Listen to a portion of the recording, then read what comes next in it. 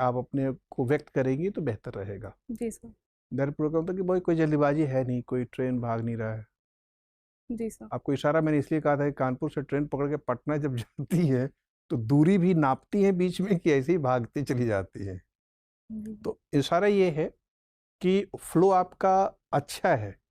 एक तो चीज़ है कि बहुत सारी चीज़ें आपके व्यक्तित्व में अच्छी हैं, एंट्री अच्छी है, बैठने की भंगिमा अच्छी है, और कुल मिला के आई कांटेक्ट आपका ठीक है।